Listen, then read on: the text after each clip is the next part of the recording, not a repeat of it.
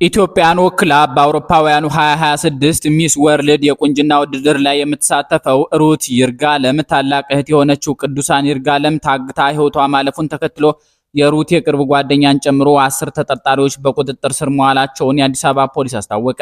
በድርጊቱ የተጠረጠሩት የሩት የቀድሞ ጓደኞችና ፍቅረኛዋ ከሌሎች 8 ተጠርጣሪዎች ጋር በመቀናጀት ሟችን ጭካኔ በተሞላበት መልኩ በመግደል እንደተጠረጠሩ ፖሊስ ለቢቢሲ ገልጿል። ግድያው የተፈጸመው የሟች እህት ሩት በመጪው ነሐሴ ወር መጀመሪያ ላይ በቪየትናም መካሄድ በሚጀምረው ሚስ ወርልድ 2026 ላይ ለመሳተፍ ዝግጅት እያደረገች ባለችበት ጊዜ ነው። የአገሯን ባህል ይበልጥ እንድትረዳና እንድታስተዋውቅ በተለያዩ የአገሪቱ ክፍሎች ላለፉት 3 ወራት ጉብኝት እያደረገች የነበረችው ሩት በአርባ ምንጭ ከተማ ቆይታ እያደረገች እያለ ነው እህቷ መታገቷን የሰማችው። የአዲስ አበባ ፖሊስ ዋና ጠቅላይ መምሪያ የሕዝብ ግንኙነት ኃላፊ ኮማንደር ቶማስ ሸቴ ተጠርጣሪዎቹ ግድያውን የፈጸሙት ገንዘብ ለመቀበል በማሰብ መሆኑን በሰጡት ቃል እንዳመኑ አስረድተዋል። የገንዘብ ችግር አለብን፣ ያንን የገንዘብ ችግር ለማቃለል ይህን ወንጀል ፈጽመናል በማለት ተጠርጣሪዎቹ ለፖሊስ በሰጡት ቃል ማስረዳታቸውን ኮማንደሩ ገልጸዋል። ተጠርጣሪዎቹ ታጋቿን ለማስለቀቅ ከቤተሰቧ 2.5 ሚሊዮን ብር ጠይቀው እንደነበር ፖሊስ አስታውቋል።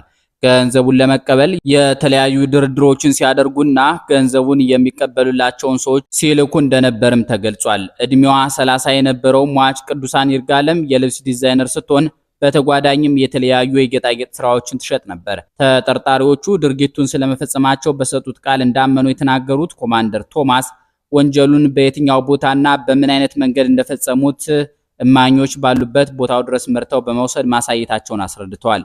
በምርመራው ወቅት የነበረውን ሂደት እንደ እማኝ ቀርቦ ሲከታተል የነበረው የሚስ ወርልድ ኢትዮጵያ የቁንጅና ውድድር አዘጋጆች ተወካይ አቶ አበባው አበበ እንዳሉት በወንጀሉ ከተጠረጠሩ ሰዎች መካከል አንዷ ከ9ኛ ክፍል ጀምሮ የሩት የቅርብ ጓደኛ የነበረች ናት። ሩት ከተጠርጣሪዋ ጋር በጊዜ ሂደት ጓደኝነታቸው እየጠበቀ በመምጣቱ እንደ ቤተሰብ በመቀራረብ ጭምር ይተዋወቁና ይጠያየቁም እንደነበር አቶ አበባው ያብራራሉ። ነገር ግን ከባለፈው 1 ዓመት ወዲህ በመካከላቸው በተፈጠሩ የተለያዩ አለመግባባቶች ምክንያት ግንኙነታቸውን አቋርጠውና ተራርቀው እንደነበር ተናግሯል።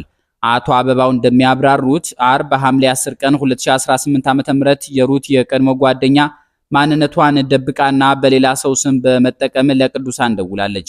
ደዋዩዋ 2 ወር ያለፈውን የሩትን ልደት ሰርፕራይዝ ለማድረግ እንዳሰበችና ሟች የምትሸጣቸውን ጌጣጌጦች መግዛት እንደምትፈልግ ገልጻ እንደቀጠረቻት ይናገራሉ።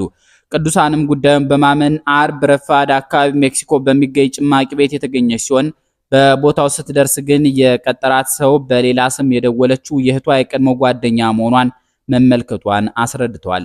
አቶ አበባው እንዳሉት ተጠርጣሪዋ ከዚህ ቀደም አስቀይሜያችሁ ስለነበር እውነቴን ብነግርሽ አትመጭልኝም ብዬ በማሰብ ነው በሌላ ሰው ስም የደወልኩልሽ ብላታለች። ሟች ቅዱሳን በበኩሏ ለተጠርጣሪዋ ምላሽ ስትሰጥ እኛ ብንቀየምሽ ኖሮ እናትሽ ታማ በነበረበት ወቅትም ሆነ ስታርፍ መተን አንጠይቅሽም ነበር፣ ስለዚህ እኛ ምንም አልተቀየምንም በማለት እንደመለሰችላት አስረድተዋል።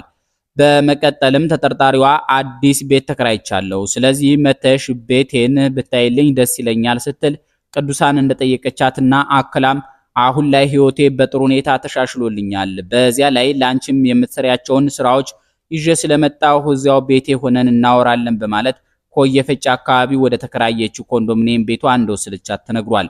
በአዲስ አበባ ፖሊስ መረጃ መሰረት ተጠርጣሪዎቹ ቅዱሳንን ካገቱበት ኮየፈጭ ከሚገኘው ኮንዶሚኒየም ሌላ ቤት በመከራየት አዘዋውሯል። ቅዱሳን ከታገተችበት አርብ ሐምሌ 10 ቀን 2018 ዓ.ም ጀምሮ እንደሞተች እስከታመነበት እሁድ ሐምሌ 12 ቀን 2018 ዓ.ም ድረስ ምግብ እንዳልሰጧትም ተነግሯል።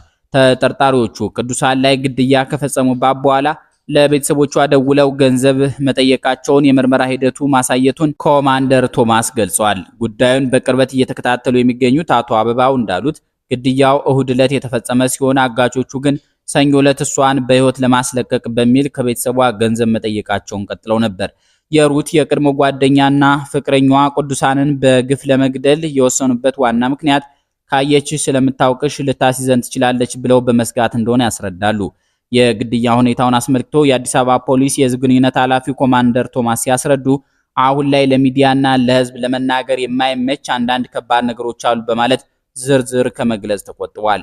በሟች ላይ የተፈጸመው ድርጊት እጅግ ሰብአዊ የሆነና ጭካኔ የተሞላበት ነው ሲሉ ወንጀሉ ምን ያህል ዘግናኝ እንደነበርም ገልጸዋል። ይህን አሰቃቂ ድርጊት በቀጥታ ፈጽመዋል ተብለው ከተጠረጠሩት የሩት የቀድሞ የቅርብ ጓደኛና ፍቅረኛዋ በተጨማሪ ከጉዳዩ ጋር በቀጥታም ሆነ በተዘዋዋሪ መንገድ ግንኙነት አላቸው ተብለው የተጠረጠሩ 8 ሰዎች በቁጥጥር ስር ውለው ምርመራ እየተደረገባቸው እንደሚገኝ ፖሊስ አሳውቋል። በሚስ ወርልድ 2026 ውድድር ላይ አገሯን የምትወክለው የሟች እህት ሩት ይርጋለም በእህቷ ሞት ምክንያት በከባድ ሐዘን ውስጥ እንደምትገኝ የሚስ ወርልድ ኢትዮጵያ አዘጋጆች ተወካይ አቶ አበባው ተናግሯል። ሩት በመጪው ነሐሴ 3 ቀን 2018 ዓ.ም በሚጀምረውና ከ170 በላይ ሀገራት በሚሳተፉበት ውድድር ላይ ለመሳተፍ ወደ ቪየትናም እንደምታቀና ተገልጿል።